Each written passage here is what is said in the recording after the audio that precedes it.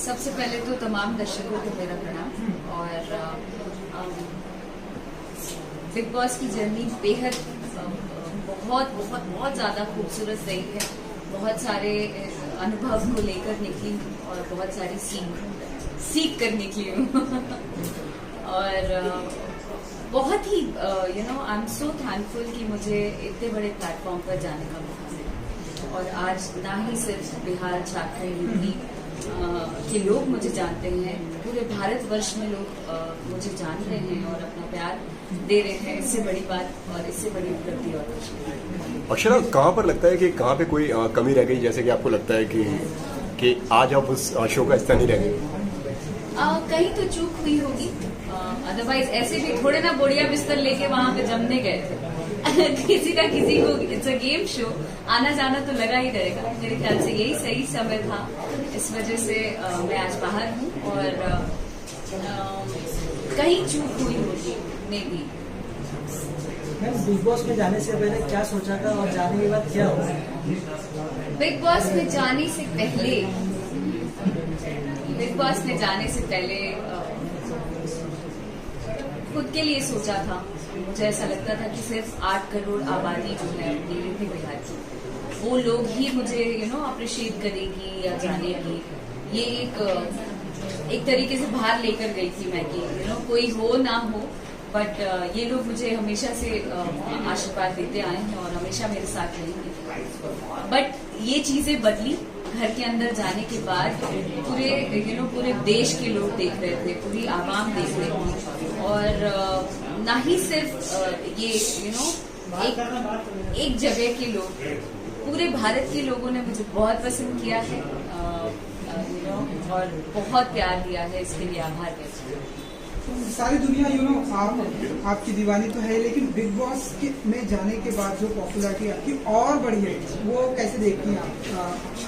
मैं कह तो रही हूँ कि ये मेरे लिए उपलब्धि है और एक तरीके से ये जीत है। मैं बेशक बिग बॉस जीत के नहीं आ पाई, बट हाँ, लोगों का दिल जीत कर आई हूँ और आगे भी जीतती रहूंगी, इस बात की आशा करती हूँ। आने वाले दिनों में और हम आपको किस तरह के प्रोजेक्ट हम देखेंगे, क्योंकि आप जो भी करती हैं वो एक हमारे मार्केट में एक नाम हो जाता है। आपकी तरफ से हम क्या कुछ देखेंगे? मेरी तरफ से अभी बहुत जल्द दीपराज जी के साथ गाना आने वाला है, उसके अलावा गाबा के साथ एंड मेरे खुद के गाने बहुत सारे आ रहे हैं मेरे ऑफिशियल यूट्यूब चैनल पर। और बहुत सारी फिल्में हैं। निरहुआ जी के साथ एक फिल्म है जो बहुत जल्द रिलीज होने वाली है फिल्म का नाम है जान लेबू का। तो ये जो जान लेबू है उसके बारे में अगर आपको बता सकें कि ये मतलब शूटिंग क्या है एंड कब से स्टार्ट होगी, क्या कुछ होगा? ये शूट हमने कंप्लीट कर लिया है और मेरे आने की डेट थी, हमने डबिंग भी कंप्लीट कर लिया है और अब बहुत जल्द रिलीज होने वाली है। इसका ट्रेलर आ चुका है यूट्यूब चैनल पर और बहुत जल्द ये आप लोगों के बीच में। बिग बॉस के घर में फेमिनिज्म को लेकर बहुत कंट्रोवर्सी चल रहा है, तो उस पर आप क्या करोगे? फेमिनिज्म को लेकर कंट्रोवर्सीज तो बहुत ज्यादा है, लेकिन वहाँ पे कुछ ऐसी भी महिलाएं हैं जो फेमिनिज्म के लिए खड़ी तो होती हैं, बट डगराफर का बैगन टाइप्स, कभी इधर कभी इधर, तो स्ट्रांगली नहीं खड़ी हो पाती हैं। बट दूसरों को दोषारोपण देने में वो लोग सबसे आगे हैं।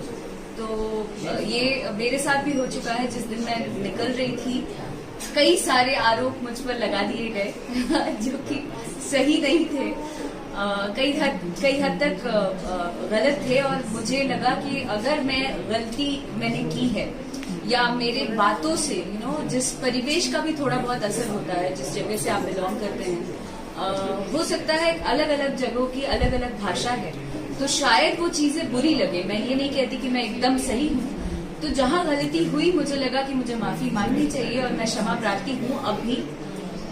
बट बहुत सारी महिलाएं वहाँ ये इतनी भी अपनी बातें जो कहती हैं, अक्सर अपने शरीर के अंगों का नाम लेकर गाली देती हैं और वो गाली दूसरों को देती हैं और उसमें भी फख्र महसूस करती हैं।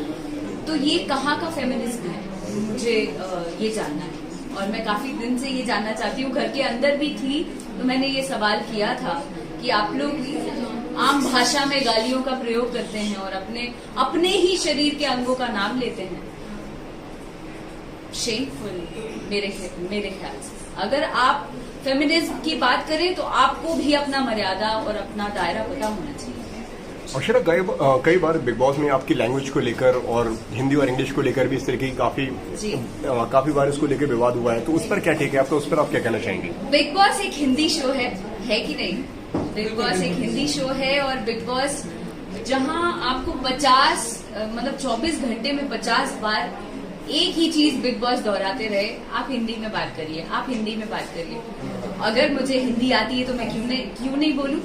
मुझे ऐसा लगता है कि हिंदी बोलने में मुझे फक्र है, मैं क्यों नहीं बोलूं? आपको अगर इंग्लिश बोलने से आपकी हाई सोसाइटी और हाई प्रोफाइल आप व्यक्त कर सकते हैं अपने आप को, तो मैं हिंदी बोलकर अपने आप को उतना ही ज्यादा प्राउड फील कर सकती हूँ और मैं हिंदी में ही अपने जज्बातों को रख सकती हूँ। तो मैंने हिंदी ही बोली, लेकिन वो कहते हैं ना अपना ठेठ बिहारीपन और अपने अक्खड़पन से जाने जाते हैं बिहार यूपी के लोग। तो मैं अपनी भाषा को लेकर चल रही थी, बट लोगों को मैं गंवार लगी कई हद तक। चूंकि मैं इंग्लिश में बात नहीं करती थी, मुझे लगता था कि अगर बिग बॉस के घर में है तो मुझे लगता है कि मैं जैसे घर में हूँ भाई, अपने घर के पहचान को लेकर मैं वहां गई थी और मुझे वैसे ही रहना अच्छा लग रहा था और कुछ लोगों को वो अच्छा नहीं लगा। तो वो उनका माइंडसेट है, मुझे फर्क नहीं पड़ता इन चीजों से। कई बार लोगों ने कहा कि आप सिंपैथी गेन कर रही हैं इस तरीके से दिखा के, और ये हो रहा है उस पर। सिंपैथी गेन की बात है जहां तक, तो मैं मेरी आदत है बात में हे ईश्वर सद्बुद्धि दीजिए, हे ईश्वर सद्बुद्धि दीजिए, ये कहने की मेरी आदत है। तो मैं ये बात पे कहती थी, लेकिन जब भी मैंने हे ईश्वर बोला है, ओ लो आ गई, अब तो ये सिंपैथी कार्ड यूज कर रही है। अरे यार, कार्ड क्या, जोड़पत्ती खेलने गए थे अंदर हम कार्ड खेलने गए थे। सो बात में वो लोग कोई ना कोई कार्ड और आरोप लगाते थे, जो कि मुझे अच्छा नहीं लगता था और मैं रिएक्ट करती थी। मैम, बिग बॉस में लव स्टोरी चल रही है, तो आपको क्या लगता है कि बिग बॉस में मुझे फेक लगता है और मैं उनके लिए ना ईश्वर से प्रार्थना करना चाहती हूँ कि वो जब बाहर आए तो इसको अगर कंटिन्यू 1 महीने कर लें तो मैं उनको दाद दूंगी। ये जो आपकी मतलब जो हमारी बिहार एंड यूपी की जो लैंग्वेज है, सॉरी मैंने बिग बॉस ये ज्यादा फॉलो नहीं किया, अपनी भी लैंग्वेज सिखाई आपने वहाँ पर जिस तरह से मैं बता रही हूँ, जितने दिन मैं घर के अंदर थी मेरे रंग में लोग रंगे हुए थे। जब भी हमसे बात करने आ रहे थे, हमसे हमारी भाषा में बात करते थे और यही एक तरीके से जीत है। और जहाँ मैं आप सम्मान और जनाब से बात करती थी, लोगों को देखा कई बार तू तड़ाक और एक दूसरे को गाली देना सब करते थे, लेकिन जब भी मेरे तक आते थे, अक्षरा जी आप कैसी हैं, अक्षरा जी आप क्या कर रही हैं, ऐसे ही आप जनाब से बात किया। और यही इस चीज की मैं शुक्रगुजार हूँ कि यही मैं हूँ और इसी रंग में मैंने सबको रखा। तो जो भोजपुरी के जो सुपरस्टार हैं उनकी तरफ से आपको कितना अप्रिसिएट मिल रहा है, कितना वहाँ से सपोर्ट मिल रहा है? आपकी लैंग्वेज में जो आप बोलती हैं उस लैंग्वेज में अगर आपको बता सकते? भोजपुरी में बहुत प्यार मिला लोगों का और दर्शकों के साथ साथ भोजपुरी इंडस्ट्री के जितने एक्टर एक्ट्रेसेस हैं उन लोगों का भी बहुत साथ मिला। और मतलब ये अलग बात बा कि घर के बाहर बानी तक के साथ नहीं खेते, लेकिन घर के अंदर गई बानी जहाँ यूपी बिहार की बात आ गई तब तो साथ देवे के पड़ी, हंस के चाहे रो के देवे के पड़ी। तो लोगों ने दिया और ये मेरे ख्याल से बहुत ज्यादा मतलब खुशी है मुझे इस बात। बिल्कुल बिल्कुल, हम सब प्रेस वाले हमेशा तुम्हारे साथ रहो। मैं जो बोलता हूँ जहाँ भिन्न भिन्न क्षेत्रों से आए लोग अगर एक होकर लड़ सकते हैं, या किसी बिहार यूपी से गई लड़की को एक किनारे दरकिनार कर देते हैं, तो हम सब बिहार यूपी के लोग क्यों नहीं एक तरफ होकर एक होकर क्यों नहीं अपने लिए लड़े। बिल्कुल बिल्कुल। सो आपके अंदाज में जो आपका फेवरेट गाना होता है, मतलब मैं एक्चुअली बहुत दीवाना हूँ आपके गानों का, तो अगर आप फ्यू लाइन सुना सकें अगर आप चाहते हैं। जो आपका अभी ये गाना हिट हुआ है, इधर आने का नहीं गाना है। ये ये हमेशा गाता है। Thank you.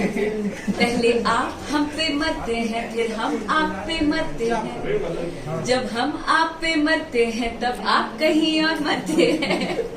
कहते हो बुलाती है जाने का नहीं, हाँ हाँ जाने का नहीं।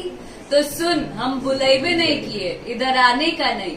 मैंने ना बुलाया इधर आने का नहीं। सुन, मैंने ना बुलाया इधर आने का नहीं, हाँ आने का नहीं। और साथ ही मैं सारे दर्शकों को कहना चाहती हूँ कि अब तक जो भी छोटा मोटा नाम और मुकाम बना पाई हूँ, अपना आशीर्वाद, अपना प्यार यूं ही बरकरार रखिएगा। और जाते जाते दो लाइन कि मुझे इसका गम नहीं कि बदल गया जमाना, मुझे इसका गम नहीं कि बदल गया जमाना। मेरी जिंदगी है तुमसे, कहीं तुम बदलना चाहते हो। क्या बात है।